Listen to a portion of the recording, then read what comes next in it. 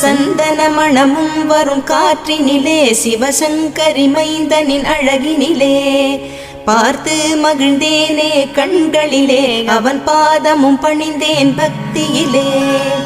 குஹா ஷண்முகா உன் பதத்தை துதித்தே உதிக்கின்ற வேதம் மகத்தான மந்திரம். அகம்பொளிருகின்ற சுடர் உந்த நாமம் தரும் இன்பமெல்லாம் கடம்பா கந்தா.